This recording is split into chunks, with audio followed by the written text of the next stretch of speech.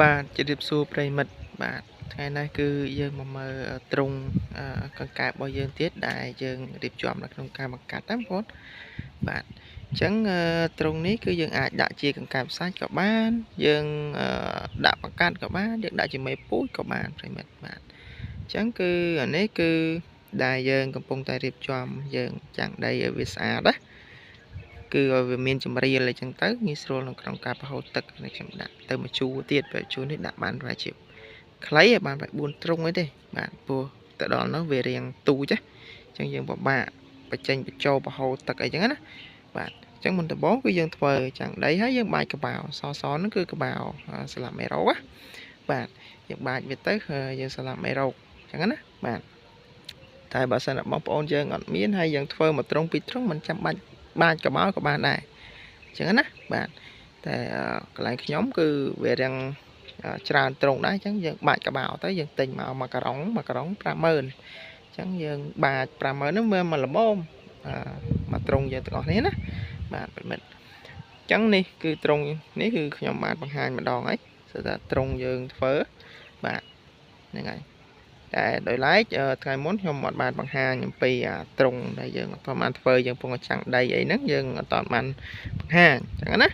បាទចឹងនេះគឺដំណាក់កាលដំបូងហើយដំបូងក៏យើងអត់តន់ដែរគឺមានតែបកគោលសងខាងណាបាទហើយអានេះខ្ញុំពងចាំងបាទនេះពងចាំងបាទចាំងនេះចិត្តរួចហើយរាងស្អាតឲ្យស្មើយើងងាយស្រួលប្រហូតទឹកហើយបន្ទាប់មកបានយើងធ្វើតបូលណាបាទយើងធ្វើតបូលហើយយើងរៀបទ្រុងដាក់ឲ្យចេញចេះណាបាទហ្នឹងហើយចេញចេះបាទ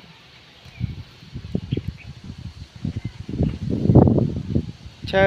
គោលតបូលនេះគឺយើងអាចដាក់ឲ្យរាងខ្ពស់បានណាបាទដាក់រាងខ្ពស់ជាងនេះក៏បានបាទហើយវាផុតក្បាលប៉ុណ្ណឹងទៅវាអានេះវាជួយទី1គឺនៅពេលដែលក្តៅខ្លាំងឲ្យសត្វរបស់យើងហ្នឹងវាកង្កែបរបស់យើងហ្នឹងវាមានម្លប់បាទហ្នឹងជួយទី1ជួយទី2គឺដូចជាស្បៃអុយរបស់យើងហើយនឹងស្ទង់របស់យើងនេះតែកាលណាបើសិនតែយើងអត់មាននៅតបូលនេះទេគឺវាត្រូវថ្ងៃក្តៅខ្លាំងអញ្ចឹងវាឆាប់ខូចបាទឆាប់ខូចគឺយើងអាចថាប្រើតែមួយឆ្នាំហ្នឹងគឺខូចបាទលហាយឬក៏ផុយឬក៏លេចធ្លាយតែបើយើងមានតបូលអញ្ចឹងទៅបាទគឺយើងអាចប្រើបាន2 ទៅ 3 ឆ្នាំតាមការថែទាំរបស់យើងជាស្ដែងណាបាទហ្នឹងគឺជាគុណសម្បត្តិរបស់តបូលបាទគុណសម្បត្តិរបស់តបូលបាទហើយសម្រាប់ឈើអាស័យណាបាទឈើឫស្សីដែលយើងធ្វើជាបកគោនេះណាបាទហ្នឹងគឺយើងអាចដាក់បាន2 ទៅ 3 ឆ្នាំដែរបាទតែគាត់ថាវាពុកទៅជើងក្រោមនេះទេបងប្អូនជើងក្រោមដែលវានៅដីនេះណាវានៅដីហ្នឹងវាពុកលឿនប៉ុន្តែគាត់ចាប់ពីលើហ្នឹងមកគឺ2 ឆ្នាំ 3 ឆ្នាំអីអត់អីទេអានេះអាស័យនេះអាស័យជាឆ្នាំទី2ហើយបាទទៅឆ្នាំទី2ហើយដាក់បាន2 ឆ្នាំនេះហើយគឺនៅមើងល្អដែរបាទអញ្ចឹងបើសិនតែយើងរៀងវែងចេះណាយើងឆ្នាំក្រោយខ្ញុំគិតថាអាចដាក់បានឆ្នាំទៀតគាត់តែជើងក្រោមនេះយើងកាត់ចោលឬក៏កាប់ចោលទៅតែបើបកគោលមួយនេះរៀងខ្លីចេះគឺខ្ញុំគិតថាឆ្នាំក្រោយខ្ញុំប្រហែលជាអាចដាក់បានដែរទោះបីជាថា